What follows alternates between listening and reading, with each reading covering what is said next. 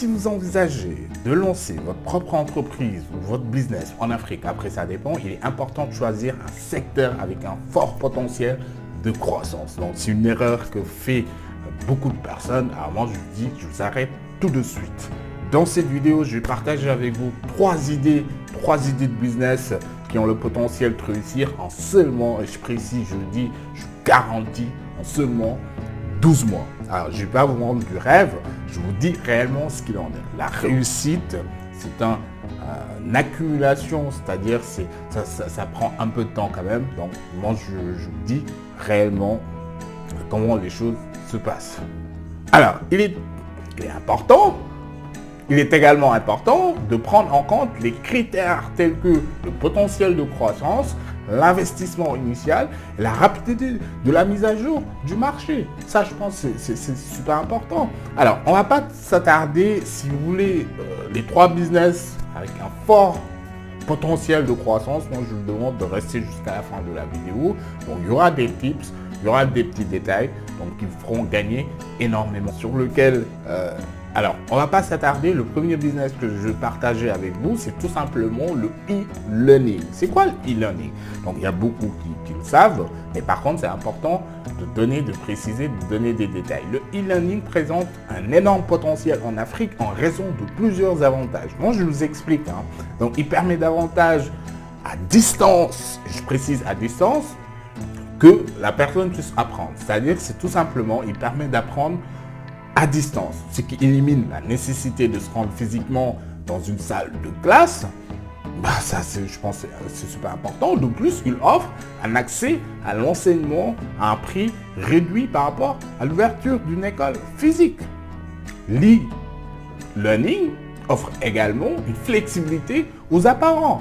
Alors moi, je vous dis, d'ailleurs, ce qui peut étudier, c'est-à-dire les personnes, ils pourront étudier à leur propre rythme et ça, c'est très intéressant. Donc, pour démarrer cette entreprise de e-learning ou ce business, vous devez choisir une niche spécifique, ça c'est très important, et définir clairement votre offre. Qu'est-ce que vous proposez aux gens?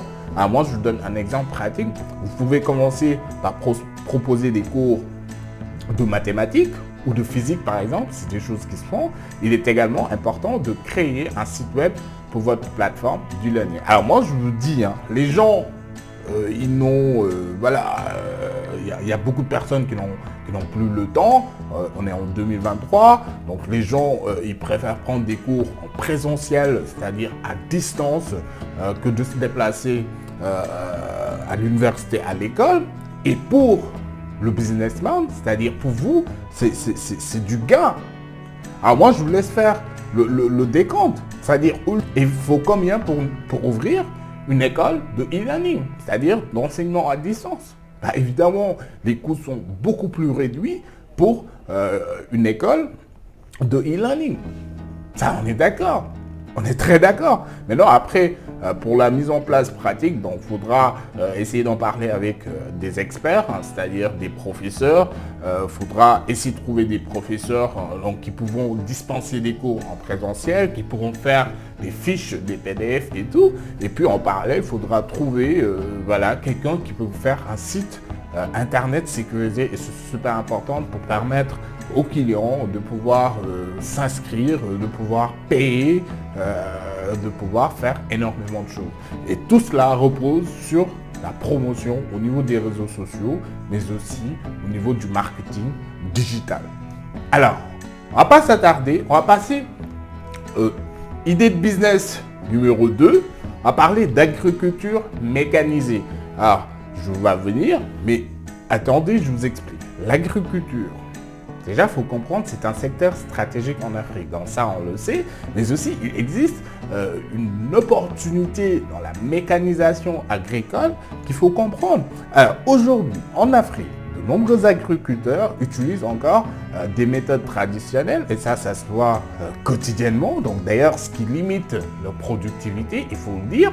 Mais admettons que si vous pouvez profiter de cette opportunité, proposant des machines agricoles abordables aux agriculteurs, par exemple, je vous donne des exemples, vous pouvez importer des mini-tracteurs à faible coût, vous pouvez également fournir des semoirs ou d'autres mêmes équipements des accessoires agricoles. Donc pour réussir dans ce domaine, écoutez, vous devez tout simplement optimiser la logistique de livraison et créer des partenariats avec les agriculteurs locaux.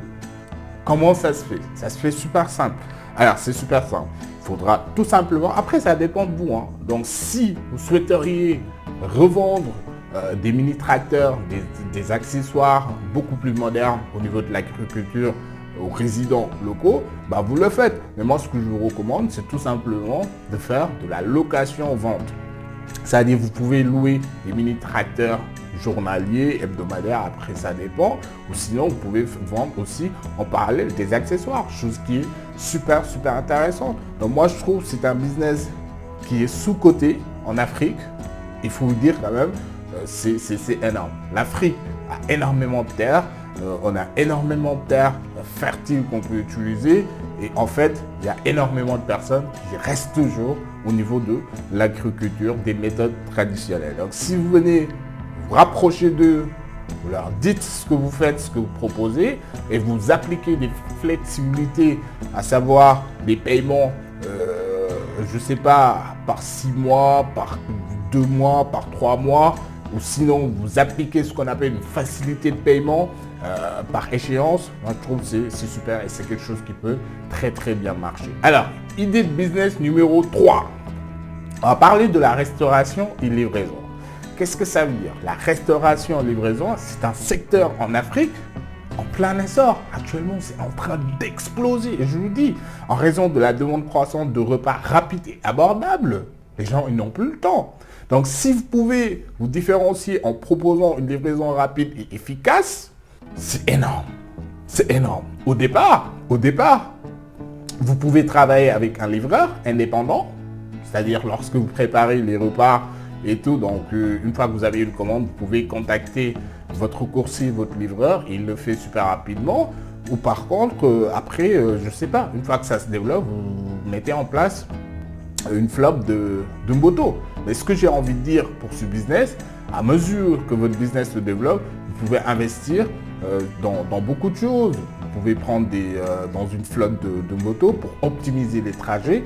Mais ce qu'il faut retenir, c'est que vous pouvez également créer des cuisines fantômes dédiées exclusivement à la livraison. Donc la création de contenu, et ça je répète tout le temps, sur les réseaux sociaux et la distribution de flyers dans les entreprises, les centres d'appel, je ne sais pas, après ça dépend, pour vous aider à attirer vos premiers clients. Moi, ce que je vous demande, c'est tout simplement de tester, et ça ne coûte rien du tout, c'est-à-dire de commencer sur les réseaux sociaux, de montrer ce que vous faites, ce que vous préparez, et essayer d'en parler au niveau de votre entourage, essayer de se déplacer au niveau de certaines entreprises, essayer d'en parler avec les employés et tout, et dès que votre business commence à marcher, dès que vous commencez à obtenir vos premiers clients, il faudra tout simplement jouer sur les feedbacks, essayer de parfaire, de vous améliorer, jouer sur l'hygiène, c'est super important, jouer sur le packaging, c'est hyper important,